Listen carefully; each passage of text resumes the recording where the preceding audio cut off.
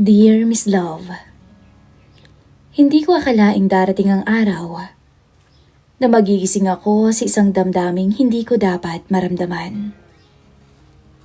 Ako si Mildred, 52 years old na, byuda na ng 8 taon.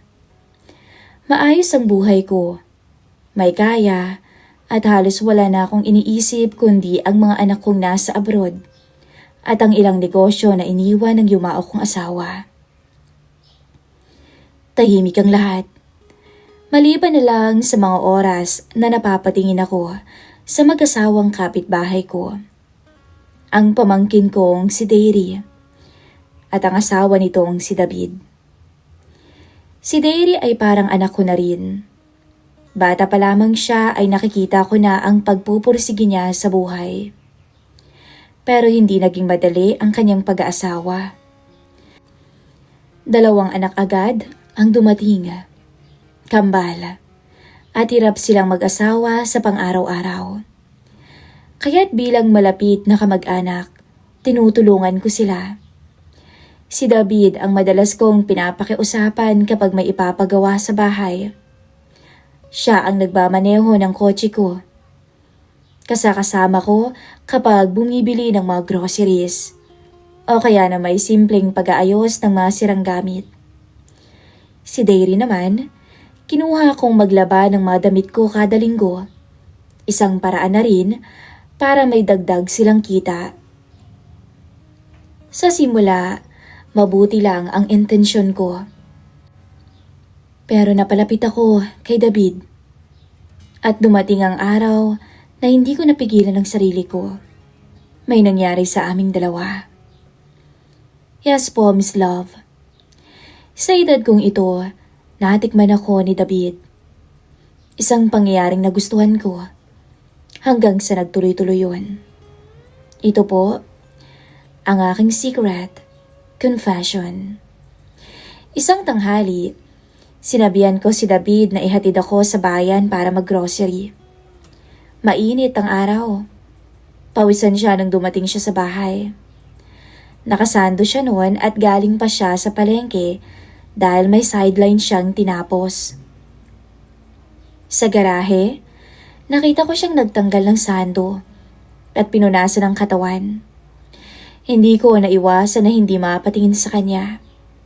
Napalunok ako nang wala sa oras. Nagsuot siya ng t-shirt na dala niya at pagkatapos ay tumingin siya sa akin.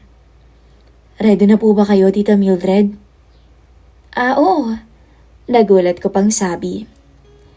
Habang nagmamaneho siya ng lumang Fortuner ko, ay naamoy ko ang pawis niya nang humalo sa pabango ng sasakyan. Imbis na pagsabihan ko siya, tila iba ang naramdaman ko. Hindi ko alam kung bakit ako napatingin sa kanyang mga braso, na matipuno at halatang batak sa trabaho. Hindi ko naman maikakaila na naghahanap pa rin naman ako ng lalaking makakasama, makakatabi sa kama at makakasalo sa bawat gabi. Pero hindi ko naman akalain na matatagpuan ko yun kay David. Tita, dito na po tayo sa Magic Mall, tanong niya habang nakatingin sa kalsada. Salamat, David. Ikaw nang bahalang magbuhat mamaya ng mga pinamili, ha? Ngumiti siya. Simple lang. Pero may kakaibang epekto sa akin. Hindi ko yun pinahalata. Pero sa loob-loob ko, may kumikiliti na. Habang pauwi kami, wala kaming ginawa kundi magkwentuhan. Madalas sa problema nilang mag-asawa, sa pinansyal, sa mga utang na hindi nila matapos-tapos. Sa sobrang hirap nga ho ng buhay, Tita Mildred, lahat ng pwedeng racket at pagkakakitaan pinapatos ko na. Anya. Iyan naman ang hinahangaan ko sa'yo, David. Napaka-responsable mong ama at asawa. Kaya naman napakaswerte sa'yo ni Dairy. Salamat, Tita. Ganun yata talaga. Wala namang ibang aasahan ng pamilya ko kundi ako. At ang kita na nakukuha sa inyo ni Dairy. Nagpapasalamat nga ho kami sa inyo Dahil sobrang laki talaga ng naitutulong niyo sa amin. Wala yun, David. Dinantay ko ang kamay ko sa braso niya. Dapat tingin to sa akin.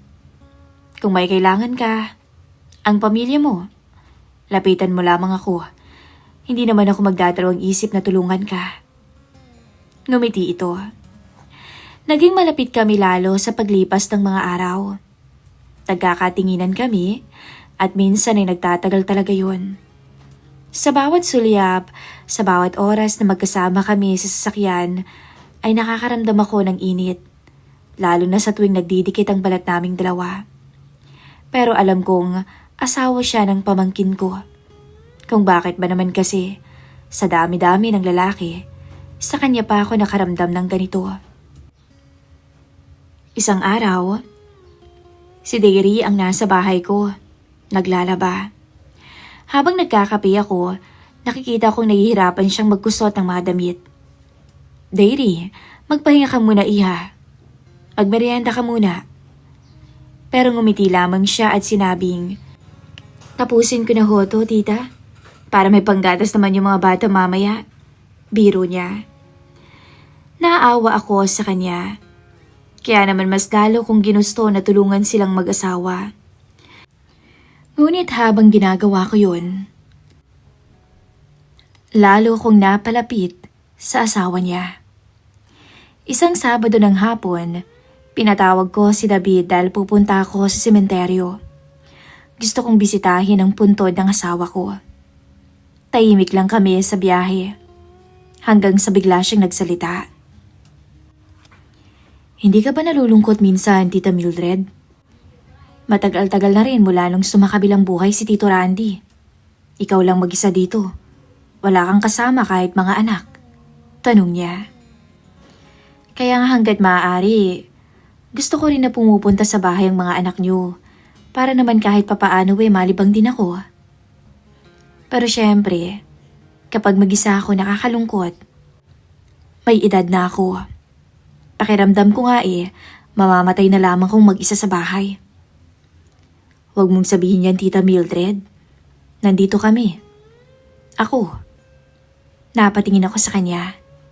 Ikaw? Oo naman. Hindi ka naman namin pababayaan ni Dairy. Ngumiti ako pero may kirot sa dibdib ko. Salamat kung ganun. Para ko na ring anak si Dairy. At ikaw na rin. Sabi ko. Narinig ko ang mahinang buntong hininga niya. Nang tumingin ako, nakatitig siya sa akin ng mabilis bago bumalik sa kalsada. Para bang may hindi siya masabi. Bandang hapon, dumating si David sa bahay. Dala ang bigas at gulay galing ng palengke. Tita Mildred, eto na ho yung pinapabili ninyo. Ipasok mo na lang dito, David. Tas magpahinga ka sandali. Sabi ko. Sa sala habang inaabot niya ang resibo, napansin kong pawis na pawis pa siya. Teka, kukuha muna kita ng malamig na tubig. Pagbalik ko, inabot ko sa kanya ang baso. Napatingin ako ng bahagya sa kanyang mga mata. Salamat po, tita. Mahina niyang sabi habang umiinom ng tubig. Napatitig ako sa bawat paglagok niya. Hindi ko maiwasang mapansin ang lahat sa kanya. Ultimo ang kanyang paglunok, pati ang pagpunas niya sa kanyang labi, nakikita ko. Lumipas pa ang mga araw, linggo.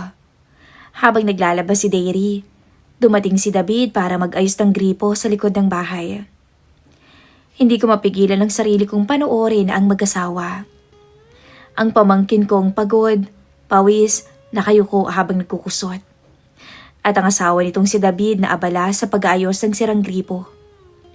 Para bang normal lamang, pero ako, hindi na normal ang nararamdaman. Sa isip ko, malito. Pinagkakatiwalaan ako ng pamangkin ko. Wala akong karapatang mahulog sa asawa niya. Tuwing makikita ko si Dairy, pinipilit kong maging normal. Pinapakita ko sa kanya na mahalaga siya sa akin at mahalaga ang kanyang pamilya. Pero sa likod ng lahat ng iyon, ako'y may tinatagong lihim. Kapag pumupunta si David, pinipilit kong hindi siya titigan ng matagal. Pero kapag nagiiwan siya ng simpleng ngiti, o kaya kapag nadadama ko ang kanyang presensya, hindi ko naman mapigilang kiligin. At tuwing gabi bago ako matulog, iniisip ko, bakit ako nahuhulog sa ganitong sitwasyon? At minsan, Miss Love, hindi ko rin maiwasang isipin siya na inaangkin niya ako sa kama. Kinabukasan, pagkatapos niyang maghatid sa akin mula sa bayan, hindi siya agad umalis. Nakaupo siya sa garahe, hawak ang cellphone niya. Lumapit ako. "O David, bakit andito ka pa? Hindi ka pa ba uuwi? Baka naman hinahanap ka na ni Dairy." Tumingin siya sa akin. At saglit na natahimik. Nakita ko ang pagod sa mga mata niya. "May problema ka ba?" Tanong ko. "Napagod lang ho siguro. Ang hirap kasi talaga ng maraming problema." Anya, na parang pinipilit tumawa. "Gusto mo ba ng kausap?" Huminga ako ng malalim at naupo ako sa tabi niya. Inilabas niya sa akin ang lahat ng hirap, pagod niya bilang padre de pamilya. Naawa ako sa kanya. Pero yun ang kinuha kong pagkakataon para lalo akong mapalapit sa kanya. Hawak ko ang balikat niya. Hinahaplos-haplos ko. Pinapayuhan, pinapalakas ang loob. Pero sa isip ko iba. Dahil habang tinititigan ko siya, ang nasa isip ko ay gusto ko siyang yakapin. Kahit alam kong mali. Hindi ko maikakaila na mula nung magkausap kami ni David sa garahe nung gabing yun, lagi na siyang laman ng isip ko.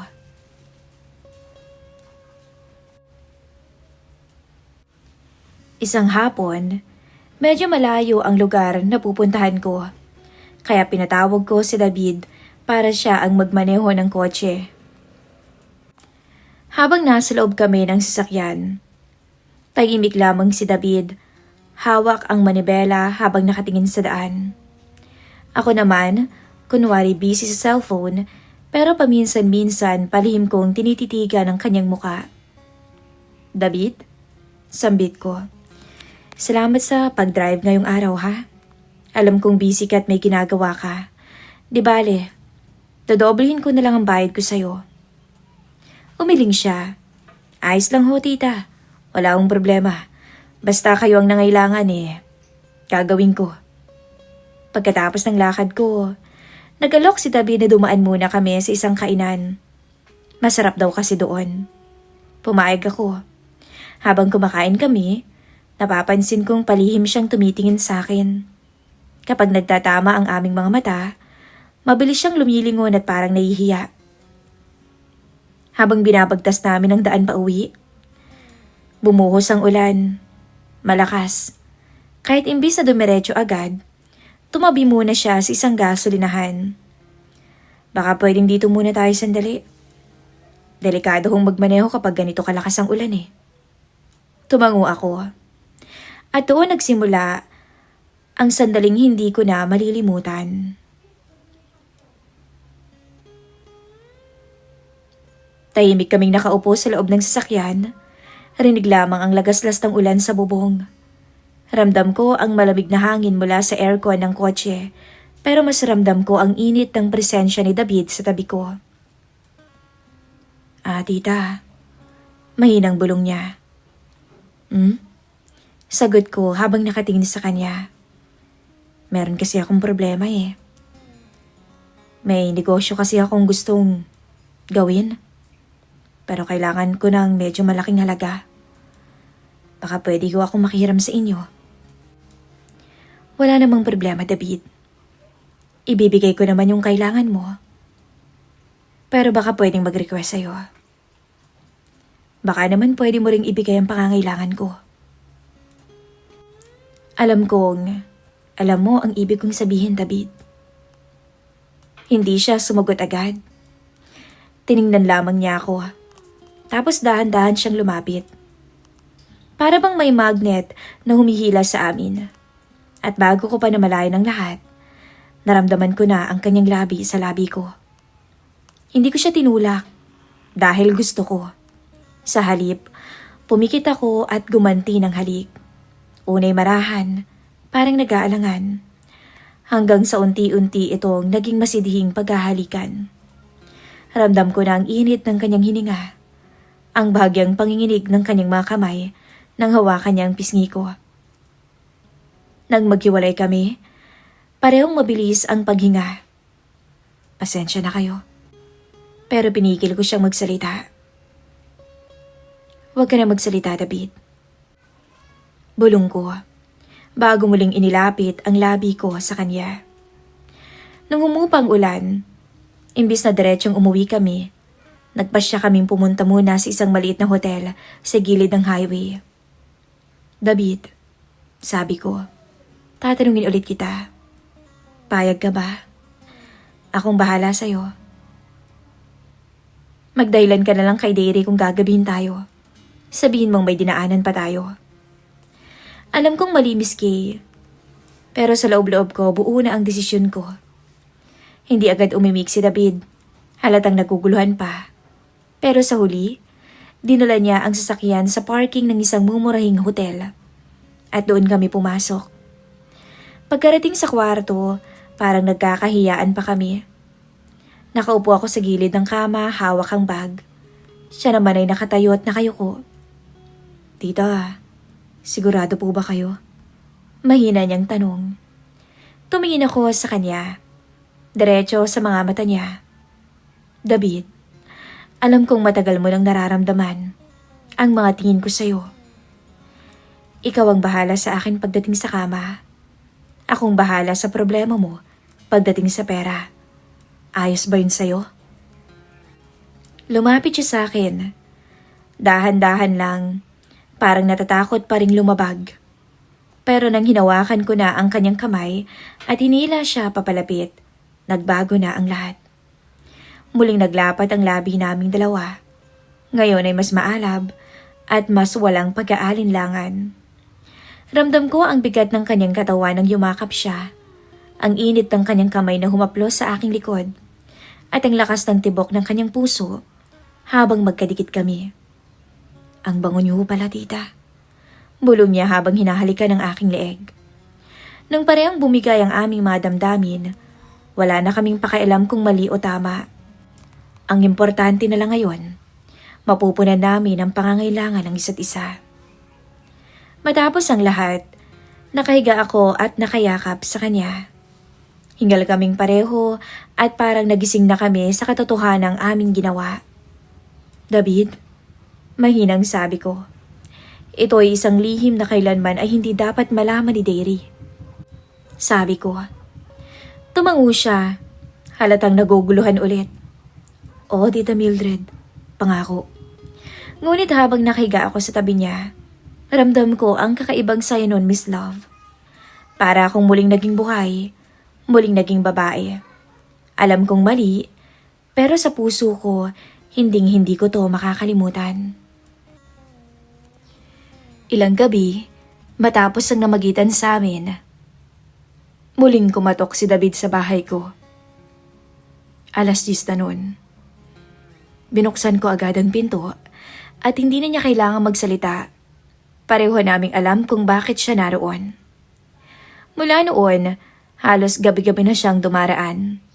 Hindi ko kinakandado ang pinto. Hinahayaan kong bukas yun, tanda na inaasahan ko siya. Kapag naroon na siya, mauupo muna siya sa may sala, parang nahihiya pa. Ako naman, kunwari magtatanong, kumusta ang trabaho? Kumusta si Dairy? Ngunit sa ilang minuto lang na usapan, unti-unti na kaming maglalapit. Hanggang sa hawakan niya ang kamay ko. At bago ko pa man siya maawat, magdidikit na ang labi naming dalawa. Mabilis kaming natatangay ng damdamin. Ang mga halik ay nagiging mas mapusok. At nauuwi kami sa parehong kwarto kung saan unti-unti naming nakakalimutan na may asawa siya at ako'y tiyahin ang asawa niya. Hindi rin may iwasang pag-usapan ng pera. Sa bawat gabi na dumarating siya, madalas ko siyang inaabutan. David, dagdag para sa mga bata. Bumili ka ng gatas at bigas. Sasabihin ko sa kanya habang nilalagay ko sa palad niyang ilang libo. Minsan tatanggihan niya. Tita sobra-sobra naman ho yata tong tulong nyo. Nahihiya naman ho ako. Baka mamaya isipin nyo inaabuso ko na kayo. Pero alam kong kailangan nila. At higit pa roon, alam kong iyon ang paraan ko para mapanatili ang katahimikan. Dahil hanggat may tulong akong naibibigay, hindi magtatanong si Dairy kung bakit madalas nasa bahay ko ang kanyang asawa. Sa totoo lang, may halong kirot yun. Kasi binabayaran ko si David kapalit ng mga gabing mapasaya niya lang ako. Lumipas ang mga linggo, naging normal na sa akin ang marinig ang mahihinang katok tuwing gabi. Kapag naroon na siya, lagi kong pinapatay ang ilaw sa labas para hindi makahalata ang mga kapitbahay. Minsan, pagkatapos ng lahat, sabay kaming uupo sa may terrace at magkakape. Nag-uusap na parang wala kaming ginawang mali. Doon niya kukwento yung mga plano niya para sa pamilya niya. Yung pangarap niya para sa mga anak niya. Alam kong mahal na mahal niya si Dairy at ginagawa niya lamang to dahil sa perang nakukuha niya sa akin. At ako, tahimik lamang na nakikinig. Iniisip kung saan ba talaga patutungo ang lahat ng to. Hindi ko na mabilang kung ilang beses na naming naulit. Sa bawat gabi, parang mas lalo kong nahuhulog sa apoy. Sa totoo lang, Miss Love, nauhumaling ako sa kanya, sa asawa ng pamangkin ko. May mga pagkakataon pa nga na parang ayoko na siyang umalis. Para bang ayoko na siyang isoli sa asawa niya. Isang gabi, dumating siya ng mas maaga kaysa dati. Tita Mildred, may pinapabili ko si Dairy pero wala akong pera. Nahiyaman ako Baka pwede kong makahiram kahit 2,000 lang. Tumingin ako sa kanya at alam niya na ang gagawin. Kapalit ng 2,000 yon. Kinuha ko ang wallet ko, inabot ang pera sa kanya. Hindi mo naman kailangang mahiya, David. Nandito nga ako para sa inyo. Pero mamayang gabi, kailangan kita ha? Tumango siya at ngumiti. At bago siya tuluyang lumabas, muli niya akong hinalikan. Sandali lamang iyon at mabilis. Alam kong hindi kami magtatagal lang hindi nahuhuli. Kapag gabi, bukas ang bahay ko para kay David. Pero paano kung isang araw may makakita? Paano naman kung si Dairy mismo ang makahalata? Madaling araw noon. Nung kumatok si David sa bahay ko. Tita, mahinang bulong niya. Kita ko agad ang taranta sa mga mata niya. Pasok ka, David. Sagot ko sabay sarado agad ng pintuan. Umupo siya sa may sofa, hawak ang ulo. Hindi ko alam ang gagawin ko ngayon Yung kambal ho kasi tita may sakit. Kailangan ng pambili ng gamot. O baka dalhin na namin sa ospital bukas. Nilalagnat kasi sila. Umupo ako sa tabi niya. Hinawakan ko ang kamay niya. David, yung mga ganyang problema huwag niyong sinasarili. Sabihin niyo sa akin, kaya nga nandito ako Huminga ako ng malalim. O siya, pag tinanong ni Dairy saan galing ang pera, magdahilan ka na lang. Ang mahalaga natutulungan kita. Natutulungan ko kayo. Pero David, huminto ako saglit. Tinapunan siya ng tingin. Alam mo rin naman kung bakit ko hinahayaan na bigyan ka ng pera. Oo, tita. Alam ko ho. Dahan-dahan na siyang lumapit. Niyakap ako. Ramdam ko ang bigat ng kanyang dibdib. Ang paghinga niyang mabigat. Parang gusto niyang ibuhos lahat ng problema sa akin. David, bulong ko habang hinahaplos ang kanyang batok. Huwag kang mag-alala. Hanggat nandito ako, hindi kita pababayaan. Sabi ko. At doon, unti-unti kaming naghalikan. Hindi na tulad nung una, na may kaba at alinlangan. Ngayon, ramdam ko na ang pagsuko. Hinila niya ako papunta sa kwarto. Habang naglalakad kami, ramdam ko ang bigat ng bawat hakbang. Pagkapasok, agad niya akong niyakap ng mahigpit. Hinalikan muli ng masidhi.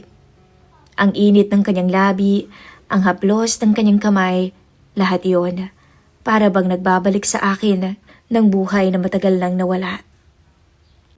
Pasahin mo ako, David. Bulong ko habang nakapikit. At hindi nga siya nag-atubili. Muli niya akong pinasaya. Pinadama na ako'y hindi lang isang byuda, kundi isang babaeng minamahal. Even for a moment, kahit mali. Nakahiga ako sa tabi niya, nakayakap sa kanya. Sa puso ko, parang may sigaw na hindi ko masabi-sabi. Sana akin na lang siya. Alam kong hindi kami pang matagalan. Isang lihim na ugnayan na nakatali lang sa gabi. Sa mga sandaling bukas ang ilaw sa sala at bukas ang pinto ng bahay ko. Kapag dumating ang araw na mabunyag ang lahat, baka ito ang maging dahilan ng pagkawasak ng pamilya ni Dairy.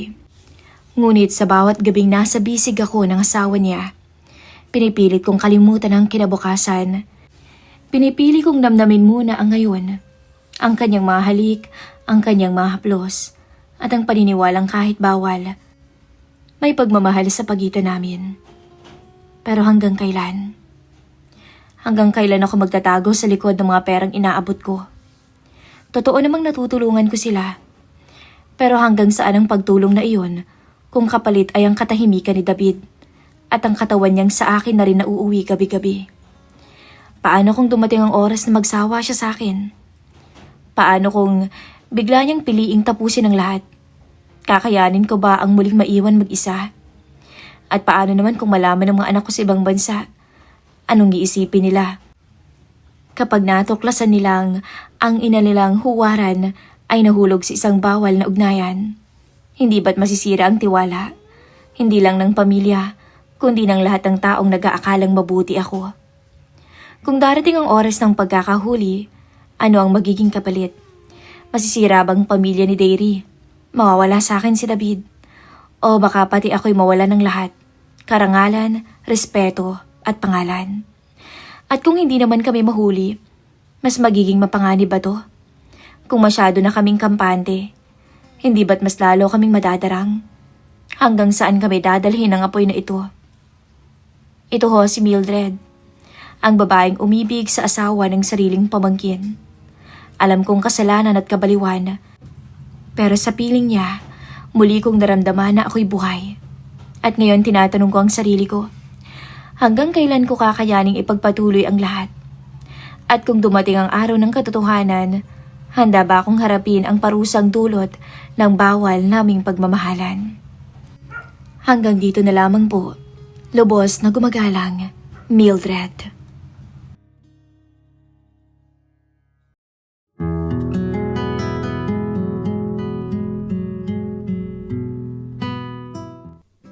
Dear Miss Love, hindi ko makakalimutan ang unang araw na lumipat ako sa apartment na pagmamayari ng kaibigan ng nanay ko. College student pa lang ako, second year, at kinailangan kong lumipat malapit sa universidad para makatipid sa pamasahe. Nanggagaling pa kasi ako sa probinsya at sa araw-araw na biyahe ay halos 4 na oras ang kinakain. Magandang araw po sa inyong lahat. Ako nga pala si Micaela, 22 anyos, matangkad at mature daw ako sa aking edad. Mukha daw kasi akong nasa 26 na. Ang ikukwento ko po sa inyo ngayong araw, Miss Love, ay tungkol kay Tita Lucy. Kaibigan siya ng mama ko. Kung paano ako unti-unting nahulog sa kanya sa kabila ng agwat ng aming edad. Mabait yun si Lucy. Sabi ni mama habang inaayos namin ang mga gamit ko sa sasakyan. Matagal ko ng kaibigan yun. High school hanggang college kami. Tumango lang ako. Sa isip-isip ko noon, Miss Love. Ang ine-expect ko ay isang matandang landlady na siguro ay nasa 60 anyos na, isang mahigpit at mahilig manita ng mga umuuwi ng gabi. Pagdating namin sa apartment, medyo nagulat ako. Maayos kasi ang lugar. 2 palapag ang gusali. Sa itaas ang mga paupahang unit habang sa ibaba naman doon daw siya nakatira. Habang buhat-buhat ko noon ang isang kahon, may lumabas na babae mula sa ibabang bahagi ng gusali. Ikaw si Mikael? Napatingin ako at literal na napahinto. Hindi dahil mukhang artista ang dating niya, kundi dahil hindi siya mukhang matanda. Mukha siyang bata. Hindi naman teenager o sobrang bata. Pero kung uhulaan ko, para bang nasa late 30s lang. Napakaputi ng balat niya. Mahaba rin ang buhok na bahagyang kulot sa dulo. Nakasuot lang siya ng simpleng blouse at maong. Pero grabe yung kakaibang dating. Ngumiti siya. Ako si Lucy, yung kaibigan ng nanay mo. Napakurap-kurap ako. Kayo ho si Tita Lucy? Tumawa siya. Oo, bakit? Ang tanda ko na bang tingnan? Sabi pa niya. Namula ako ng mga oras na yon, Miss Love. Hindi ho. Mukha po kasi kayong batang-bata pa. Natawa siya. Talaga ba? Naku, salamat kung ganun. Doon ko unang napansin, maganda pala talaga siya. Hindi yung tipong sobrang ayos o sobra yung makeup. Yung natural lang. At parang mas gumaganda pa nga habang tumatagal mo siyang titigan. Nasaan ang mama mo? Nasa sasakyan pa ho eh. Nakatulala ko pang sabi at halos hindi pa rin makapaniwala. Maya-maya, dumating na si mama at agad silang nagkamustahan na parang matagal nang hindi nagkikita. Lucy! Helen! Naku, kumusta ka na? Naku, heto, maganda pa rin tulad mo. Grabe, parang di ka yata tumatanda ah. Rinig kong sabi ni mama. Habang nag-uusap sila, ako naman ay tahimik na nagmamasid. Hindi ko alam kung bakit, pero hindi talaga tugma sa isip ko ang nakikita ko ngayon na larawan ni Lucy. Landlading byuda, may 2 anak na babae, isang strikta, pero mukhang kabaliktaran yata ang nasa isip ko. Parang hindi ko ma-imagine. Maya-maya ay tinuro niya ang unit ko sa 2nd palapag. Maliit lang pero malinis. May sariling banyo, may maliit na kusina, at may bintanang tanaw ang kalsada. Sakto na yan para sa estudyante, sabi niya. Salamat po. Walang anuman. Pagkaalis ni mama kinagabihan, doon ko unang naramdaman ang lungkot. Sanay kasi talaga akong may kasama sa bahay. Pero ngayon, mag-isa na lang ako. Napakatahimik nung gabing yun. Nakaupo lang ako sa kama habang tinitingnan ang kisame. Bigla akong nakarinig ng katok maya-maya. At pagbukas ko ng pinto, si Tita Lucy ang bumungad. May dala-dala siyang tray. Nagluto na ako ng hapunan, Mikael. Baka wala ka pang pagkain eh. Napakamot naman ako sa ulo. Naku, nakakahiya naman po. Ano ka ba? Ayos lang. Inabot niya ang tray at may adobo at kanin na. At may isang baso ng malamig na tubig. Salamat po dito. Ngumiti siya. Walang problema. Pagkatapos noon ay umalis na siya ulit. Naiwan akong nakatayo sa may pintuan. Hindi ko alam kung bakit, pero gumaan ang pakiramdam ko nung mga oras na yon. Sa mga sumunod na linggo, naging normal na ang buhay ko. Pasok ng umaga, uwi sa hapon, aral tuwing gabi. Minsan nagkakasalubong kami ni Lucy sa may hagdanan. Unti-unti ko ring nalaman ang kwento ng buhay niya. Matagal na palang patay ang asawa niya. Halos 10 taon na rin. Meron siyang 2 na anak at parehong babae, pero parehong may pamilya na rin at nakatira na sa magkaibang lugar. Mag-isa na lang rin siya sa bahay niya sa ibaba. Hindi ba kayo nalulungkot? Tanong ko minsan. Napaisip pa siya bago sumagot. Malungkot, pero mas okay na rin. Kaysa magulo, mas gusto ko na rin ngayon na tahimik. Ngayon na may edad na ako. Tumangutango lang ako. Hindi ko na siya tinanong pa. May mga tao kasi talagang halatang may mga kwentong hindi nila gustong ikwento. At mukhang isa na siya roon. Habang tumatagal, mas napapansin ko ang mga maliliit na bagay tungkol sa kanya. Mahilig siyang magtanim. Plantita pala siya. Mahilig din siyang magluto. At halos lahat ng umuupa sa apartment ay binibigyan niya ng mga luto niya. Mabait siya sa lahat, pero marunong ding maging seryoso kapag kailangan. Isang gabi, pauwi ako galing library. Bandang 9:00 na noon. Nakita ko siyang nakaupo mag-isa sa labas ng bahay niya. Nakatingin lang sa kawalan. "Good evening po, Tita Lucy." Napalingon siya. "Mukhang late ka ah." "Opo, nagre-review po para sa exam." Sabi ko. Ganun ba?" Umupo ako sa kabilang upuan. Hindi ko alam kung bakit, siguro dahil mukhang wala rin naman siyang kausap, kaya pumunta ako. Tahimik lang kaming pareho ng ilang segundo hanggang sa maya-maya ay nagsalita siya. Naalala ko tuloy ang anak ko. Napatingin ako sa kanya. "Bakit po?" Ganyan din sila noon eh. Laging puyat." Napangiti naman ako. "Namimiss yun na ho sila no?" "Oo." May lungkot sa boses niya.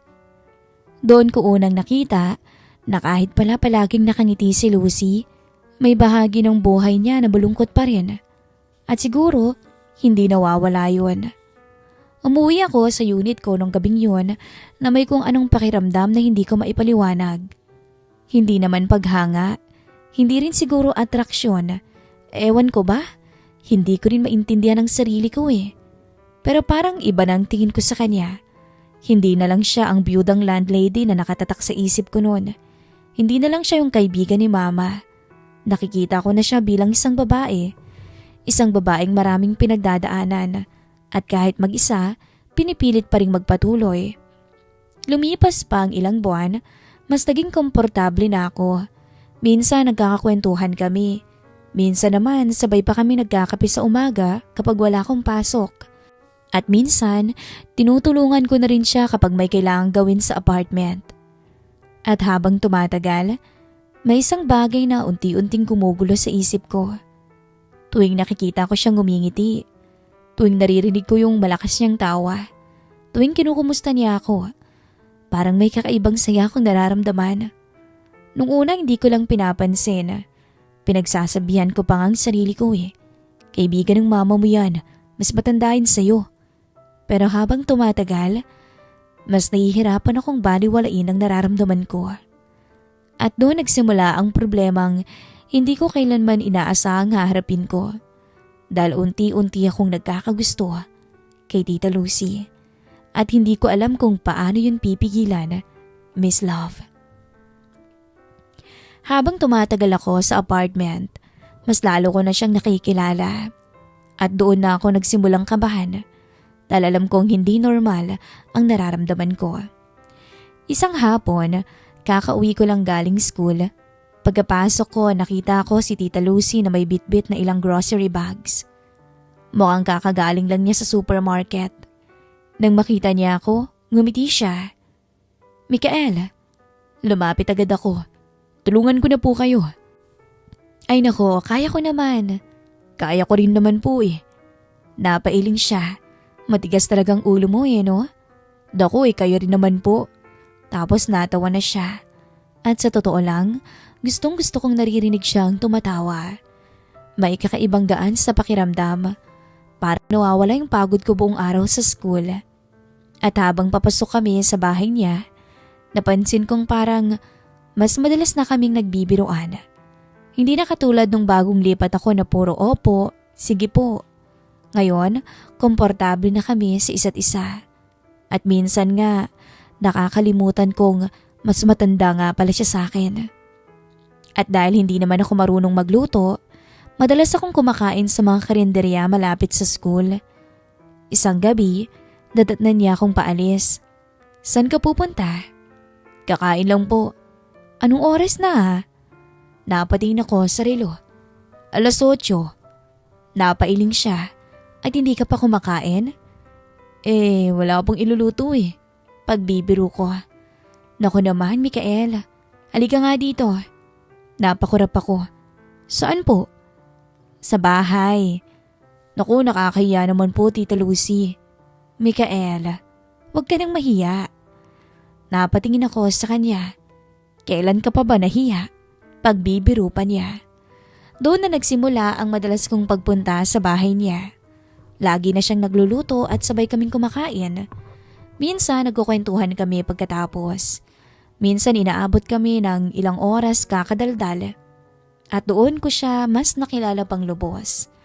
Hindi lang bilang byuda, hindi lang bilang nanay, kundi bilang isang babae. Isang mapagmahal na babae. Mahilig pala siya sa mga comedy movies. Mahilig din siyang manood ng cooking shows. Kahit hindi naman niya sinusunod yung recipe. At napakadali lang niyang patawanin. Alam mo, sabi niya isang gabi. Ano po? Minsan nakakalimutan ko ng estudyante ka lang. Natawa ko. Bakit naman? Kasi parang hindi ka na teenager eh. 22 naman na po ako ah. Matanda na rin naman ako. Pwede na sa inyo. Biro ko. Loko. Nagkukunwari niyang sabi. Tita Lucy, ano yun? Kayo po mukhang bata pa. Muntik na siyang mabilaukan sa iniinom niyang juice. Uy, grabe siya. Natawa ko ng malakas. Tinitigan niya ako. Kunwari masama ang tingin, pero halatang pinipigil lang ang kilig. Napakaingay mo talaga. Ang dami mong sinasabi. Kayo naman po nagsimula eh. At ako pa ngayon. At pareho kaming natawa. At habang nakatingin ako sa kanya noon, may kung anong pakiramdam sa dibdib ko. Pakiramdam na hindi ko na kayang itago. Isang araw, nakasalubong namin ng ibang tenants. At napapansin ko na madalas siyang purihin ng mga ito. Aba, Ma'am Lucy, parang di talaga kayo tumatanda. Tama ka dyan. Akala ko talaga nasa 30s lang kayo. Tapos ngumingiti lang siya. Pero ako, hindi ko alam pero parang proud na proud ako. Parang gusto kong sabihin na, oo nga eh, hindi talaga siya mukhang 49. May mga pagkakataon pa nga na napagkakamalan pa kaming magkamag-anak o magjowa.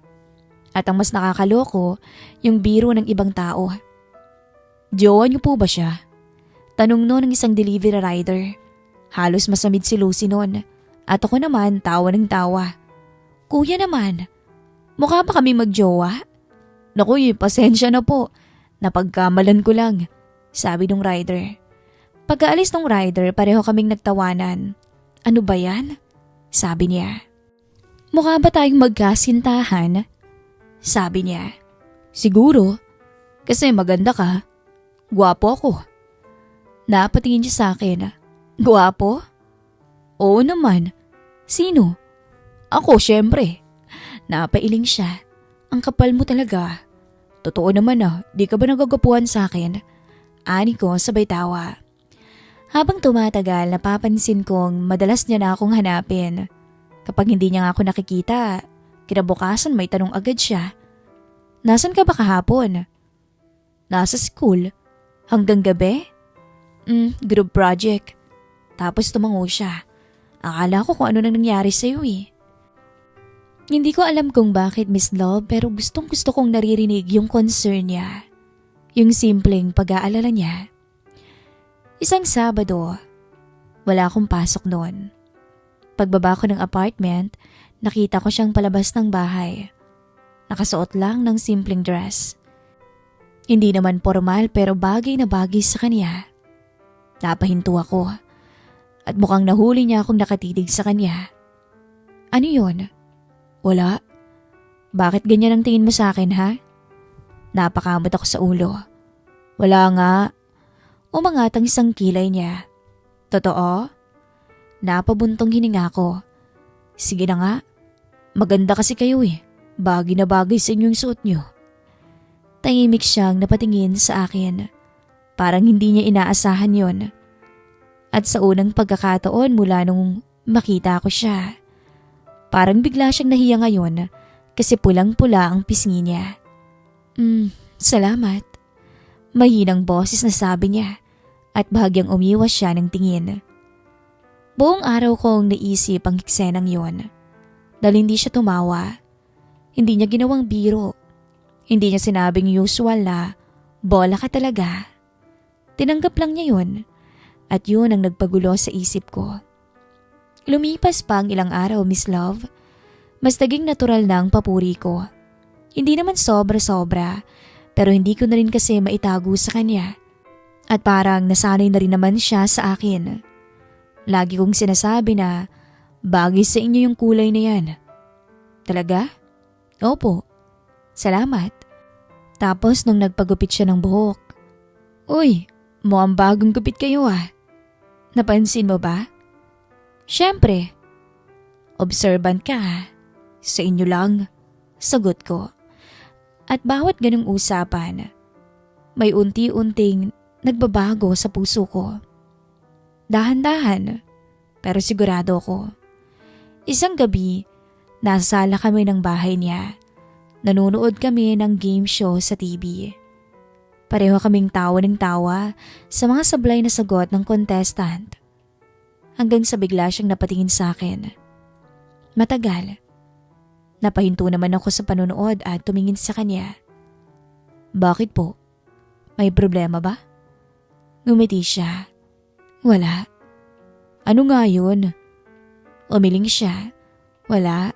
Napapaisip lang ako." "Tungkol naman saan?" Saglit siyang nag-atubili. Pagkatapos ay nagsalita. "Tungkol sa'yo." Biglang bumilis ang tibok ng puso ko. Ano namang tungkol sa akin? Huminga siya ng malalim na para bang may gusto siyang sabihin. Pero nagbago ang isip. Wala. Ngumiti na lang siya. Pero sa mga mata niya, parang may tinatago siya. At doon, hindi na ako sigurado kung ako lang bang nahuhulog. Dahil habang nakatingin siya sa akin ng gabing yon, parang may nararamdaman rin siyang hindi niya lang masabi-sabi sa akin. Hindi ko alam kung paano eksaktong ipapaliwanag ang mga sumunod na linggo. Wala namang umaamin sa amin. Wala namang nagsasabing may espesyal na mamagitan sa amin. Pero alam namin, pareho naming nararamdaman na may nagbabago. Mas madalas kaming magkasama, mas madalas nang biruan. At minsan kahit simpleng tinginan lang, alam naming may ibig sabihin yon. Nakakatuwa pero at the same time nakakalito rin. Dahil hindi ko alam kung hanggang saan lang yon. Dumating yung midterms week. Sunod-sunod ang exam, project, reports. Halos wala na akong matinong tulog. Minsan madaling araw na ako natatapos sa paggawa ng mga project ko. At kinabukasan, maaga ulit ang klase. Ilang araw ko ring binaliwala ang pagod. Pakiramdam ko naman kayang-kaya ko pa. Pero isang umaga, paggising ko mabigat ang ulo ko. Masakit ang katawan ko at parang lalag na din ako. Napagod lang siguro ko. Sabi ko sa sarili ko noon. Pero pagsapit ng tanghali, mas lumala yung nararamdaman ko. Halos di na ako makatayo ng maayos. Kaya naman umuwi na ako ng mas maaga. Pagdating sa apartment, bagsak agad ako sa kama. Hindi ko alam kung gaano katagal akong natulog. Nagising lang ako nung makarinig ako ng katok. Mahina muna sa una, tapos palakas ng palakas. "Mikael?" Boses ni Lucy. Pinilit kong bumangon. Pagbukas ko ng pinto, agad siyang napakunot noo. "Anong nangyari sa'yo?" "Naku, ayos lang po. Mukha kang hindi ayos." Napangiti ako. Pero agad ding nawala yun dahil nakaramdam na naman ako ng hilo. Mabilis niya akong inalalayan. "Uy, ayos ka lang ba?" "Ayos lang po." "Hindi, umupo ka muna nga." Dinala niya ako pabalik sa kama. Makalipas ang ilang minuto, bumalik siya na may dalang gamot, tubig at pagkain. "Nakakahiya naman po sa inyo. Tumigil ka nga dyan." Pinainom niya ako ng gamot. Parang bata. At sa totoo lang, ng mga oras na yon, wala akong lakas para tumutol. "Sige na, matulog ka pa." "Opo. At huwag kang matigas ang ulo ha." Napangiti ako. "Sige." Akala ko uuwi na siya pagkatapos nun. Pero nang magising ako, makalipas ang halos isang oras, nandun pa rin siya. Nakaupo sa isang upuan malapit sa kama. May hawak na magazine. "Tita Lucy." Napatingin siya. "Oh, gising ka na pala. Bakit po nandito pa kayo?" Ano bang gusto mo, iwanan kita dito?" Napatawa ko ng bahagya. "Mas mabuti nang may magbantay sa'yo. Baka mamaya ano pang mangyari sa'yo. Hindi ko alam kung bakit, Miss Love, pero sobrang gaan sa pakiramdam na may nag-aalaga sa akin. Lalo na siya. Sobrang saya ko. Sa panahong malayo ko sa pamilya ko, siya yung naging sandalan ko. Kinagabihan, bumaba na ng konti ang lagnat ko. Mas maayos na rin ang pakiramdam ko. Pero nandun pa rin siya. Paminsan-minsan, chinecheck niya kung okay ako. At habang tumatagal, parang lalong lumalalim yung nararamdaman ko para sa kanya. Bandang 9:00 ng gabi, nakaupo na ako sa may kama at mas maayos na ang pakiramdam ko. Si Lucy naman noon ay nasa gilid ng kwarto nakaupo. "Tignan mo," sabi niya, "mas may kulay ng mukha mo ngayon." "Ganun ba kalala kanina?" "Sobra, no?" Napailing siya. "Ang tigas kasi ng ulo mo eh." "Mana siguro sa inyo." Ako na naman." At pareho kaming natawa. Ilang segundo ang lumipas, unti-unting humina ang usapan. Pero hindi yun awkward. Komportable lang. Parang ayaw naming matapos ang gabi ng mga oras na yun, Miss Love. At doon ko napansin ang isang bagay. Mukhang pagod na siya. Pagod sa buong araw niyang pag-aasikaso sa akin. "Tita Lucy." "Salamat ah." Ngumiti siya. "Walang anuman." "Hindi. Seryoso." Napatingin siya sa akin. "Salamat talaga." Tahimik siya sandali. Pagkatapos ay bahagyang tumango. "Okay, you're welcome." Hindi ko alam kung saan nanggaling ang lakas ng loob ko ng mga oras na yon, Miss Love. Siguro dahil sa mga buwan na magkasama kami. O siguro dahil sa pag-aalagang ginawa niya. O baka naman dahil pagod na akong itago yung nararamdaman ko para sa kanya. Lalo na ngayon na malinaw na sa isip ko ang tunay na nararamdaman ko. "Lucy." Nagulat siya nung tinawag ko siya. "Ano yun?" "May sasabihin sana ako eh." Napansin kong naging seryosong mukha niya. At parang alam na niya kung ano yung sasabihin ko. At yun ang lalong kinabog ng puso ko. Huminga ako ng malalim. Tingin ko eh. Huminto ako. Biglang natuyo yung lalamunan ko. Tingin ko, gusto kita. Biglang tahimik. Walang nagsalita ng mga oras na yon. At ang tibok ng puso ko lang yung naririnig ko. Ilang segundo siyang nakatingin lang sa akin. At hindi ko mabasa yung ekspresyon ng mukha niya. Hanggang sa napabuntong hininga siya. "Mikael." Napangiti ako ng alanganin. Tapos ngumiti siya. "Ayan, nasabi mo rin." Napakurap ako. "Hindi kayo nagulat?" Maghina siyang natawa. "Siyempre hindi. Akala mo ba hindi ko napapansin?" Lalong bumilis ang tibok ng puso ko noon. "So ibig sabihin matagal yun ang napapansin?" "Oo naman." Nung mga oras na yun, Miss Love, parang pareho na naming binaba ang mga pader na matagal nang nakatayo sa pagitan namin. "Pero alam mo kung bakit mahirap to?" Tanong niya. "Dahil mas matanda kayo." Tumango siya. "At dahil kaibigan ko rin ang mama mo." Tumango naman ako. At ayokong may masaktan. At naiintindihan ko ang ibig niyang sabihin. At tama siya. Hindi to simpleng relasyon lang. Pero kahit aware ako doon, hindi naman mababago nun ang nararamdaman ko. "Gusto pa rin naman kita eh." Mahina akong sabi. Tumingin siya sa akin. At sa pagkakataong yon, wala akong nakitang pagtanggi sa mga mata niya. Takot, pag-aalinlangan oo, pero hindi ang pagtanggi. Maya-maya ngumiti siya. Yung ngiting matagal ko nang gustong-gustong makita. Yung totoo, yung ngiting para sa akin lang. "Nakakainis ka." Natawa ko. "Bakit naman?" Kasi dumating ka sa buhay ko nang hindi ko inaasahan eh. Hindi ko tuloy alam ang gagawin ngayon." Hindi ako makasagot dahil ganun din ang nararamdaman ko sa kanya. Dahan-dahan siyang lumapit at hinawakan niya ang kamay ko. Simpleng hawak lang pero sapat para makaramdam ako ng init. At sapat para malaman kong hindi ako nagkamali dahil may nararamdaman din siya sa akin. Tinitigan ko yung mga mata niya at maya-maya dahan-dahan kong hinalikan ang labi niya.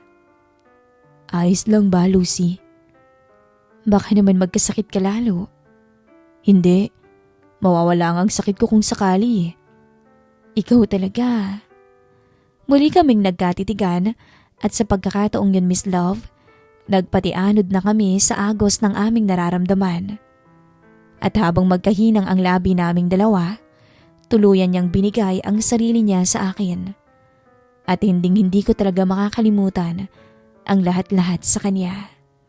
Sa maliit na kwartong yun, may mahalagang bagay na nagbago sa pagitan namin. At bago siya umalis ng tuluyan nung gabing yun, lumingon pa siya sa akin. At mahinang sinabing, "Ano, magaling ka na ba?" Napangiti ako. Sobra-sobra. Salamat sa kakaibang gamot na binigay mo. Pagkisara ng pinto, napasandal ako sa unan. At kahit may kaunti pa akong lagnat, pakiramdam ko ako na ang pinakamasayang tao sa buong mundo. Dahil pagkatapos ng maraming buwan na pagtatago, hindi na lihim ang nararamdaman ko. At higit sa lahat, hindi lang pala ako ang may nararamdaman, kundi parehas kaming dalawa. Pagkatapos ng gabing yon, Miss Love, lalo kaming naging malapit na dalawa. Lumipas pa ang mga buwan, natapos ang semester, dumating ang bakasyon. Naging bahagi siya ng araw-araw kong buhay. At sa bawat araw na lumilipas, lalo kong nakikita ang mga bagay na minahal ko sa kanya. Hindi lang dahil maganda siya, hindi lang dahil mabait siya, kundi dahil sa buong pagkatao niya. Kapag may tenant siya na may problema, lagi siyang handang tumulong. Kapag dumadalaw yung mga apo niya, kitang-kita ko kung gaano siya kasaya. At kapag may pinagdaraanan akong problema sa school, siya yung kauna-unahang babaeng dumadamay sa akin. Nagtatanong kung okay lang ba ako. Unti-unti, parang hindi ko na maisip ang buhay ko nang wala siya. Isang gabi nga, magkasama kaming naglalakad pa uwi galing sa isang maliit na restaurant. Nag-date kasi kami. Nagdiwang lang dahil mataas ang nakuha kong grades. "Congrats ulit," sabi niya. "Salamat. Pinaghirapan mo yan." Napangiti ako. Ganun talaga. May inspirasyon kasi eh. Nambobola ka na naman. Hindi ah. Seryoso. Napansin kong bagla siyang namula. At kahit ilang buwan na kaming may relasyong dalawa, natutuwa pa rin akong makita siyang nahihiya. May mga pagkakataon ding na pag-uusapan namin ang tungkol sa agwat ng edad naming dalawa. Hindi naman kasi yon may iwasan. At isa yon sa pinakamalaking dahilan kung bakit siya nag-aalinlangan sa akin. Alam mo? Kapag magkasama tayong dalawa, nakakalimutan ko minsan yung age gap. Ngumiti ako. Ako rin naman eh. Pero maya-maya maaalala ko ulit eh. Natawa ko. Pero too late na. Pasaway ka kasi talaga eh. Pero nakangiti naman siya. Sa paglipas ng panahon, Miss Love, naging mas natural ang pagiging malapit namin. Madalas maghahawak kami ng kamay kapag walang nakakakita. At madalas kaming nagkakaintindihan kahit hindi namin sinasabi sa isa't isa. Hindi namin kailangan laging may grand gesture. Minsan sapat na ang simpleng presensya ng isa't isa. At yun ang lalo kong pinagtataka. Noon kasi akala ko ang pag-ibig ay punong-puno ng excitement, puro kilig, puro matinding emosyon. Pero kay Lucy iba. Oo, may kilig. Oo, may excitement. Pero higit doon, may kapayapaan ng puso ko. Pakiramdam ko kapag kasama ko siya, nasa tamang lugar ako. Pero habang tumatagal, may isang bagay na lalo ring bumibigat sa isip ko. Ang pamilya ko. Lalo na si Mama. Dahil si Lucy, hindi lang siya basta landlady. Kaibigan siya ng nanay ko. Matalik na kaibigan. At alam kong may larawan na sila sa isip nila Kung ano bang magiging buhay ko dapat. Ang makapagtapos ng pag-aaral, makahanap ng magandang trabaho, magkaroon ng girlfriend na kasing edad ko lang at mag-asawa balang araw. Hindi kasama sa larawan na iyon ang isang babaeng halos kaedad ng mga magulang ko. At alam kong mahihirapan silang tanggapin yun. Isang gabi, magkasama kami ni Lucy sa may sala. Tahimik kaming nanonood ng TV. Pero halata niyang may iniisip ako. Kumusta ka? Napatingin ako sa kanya. Ayos lang. Sinamaan niya ako ng tingin. Sinungaling. Natawa ko. Bakit alam mo? Ikilala na kita eh. At doon, sinabi ko ang laman ng isip ko. Tungkol kay mama. Naging seryosong mukha niya. Hindi na niya kailangan pang magtanong. Alam niya na agad. Natatakot ka? Mahina niyang tanong. Oo.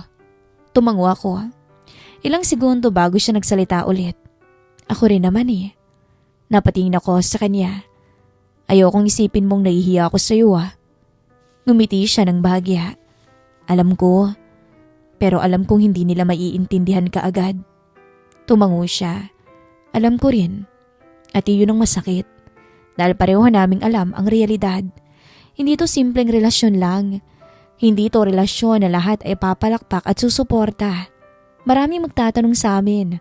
Maraming maghuhusga hindi lang sa akin, kundi sa kanya. At ayokong masaktan siya. Maraming hindi makakaintindi.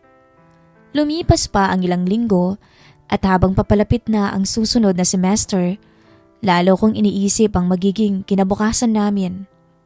Hanggang sa isang gabi, hindi ko kinaya. Nasa sala kami noon ng bahay niya at magkatabi. Nag-uusap tungkol sa kung ano-ano. Hanggang sa natahimik ako. At napansin niya yon. May problema? Huminga ako ng malalim. At sa pagkakataong yon, alam kong kailangan ko nang sabihin na hindi lang basta pagkagusto ang nararamdaman ko, hindi lang paghanga, hindi lang kilig, kundi ang totoo. Lucy. May gusto akong sabihin sa iyo eh. Naging seryoso siya. Ano yun? Diretso akong tumingin sa mga mata niya. Mahal kita. At ang mga salitang matagal ko nang gustong sabihin sa kanya ay nasabi ko na rin sa wakas. Mahal kita. Mahal na mahal. Pag-uulit ko. At kahit anong mangyari, hindi magbabago yun. Napansin kong may namuong luha sa mga mata niya. Hindi yun dahil sa lungkot, kundi dahil alam niyang totoo ang sinasabi ko. Dapat, matagal ko nang pinigilan to eh. Sabi niya. Bakit naman? Dahil mahirap. Dahil mas matanda ako.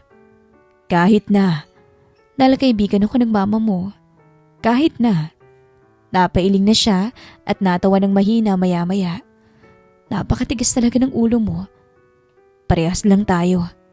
Tapos pareho na kaming natawa. Pagkatapos noon ay hinawakan niya ang kamay ko.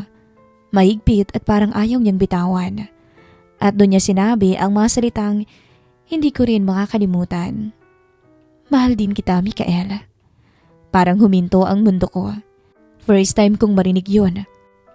At ngayong narinig ko na, parang hindi pa rin ako makapaniwala. Mahal kita.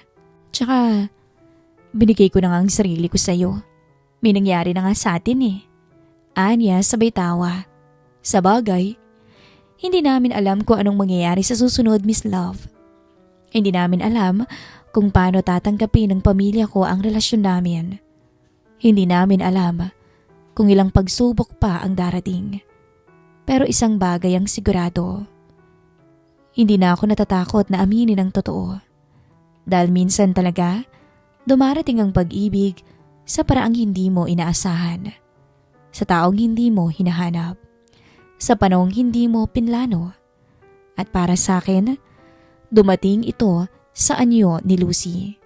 Ang biyudang unang nakita ko bilang landlady. Pero kalaunan, naging pinakamahalagang tao sa buhay ko. Hanggang dito na lamang po ang kwento ng aking buhay, Miss Love. Nagmamahal, Mikaela.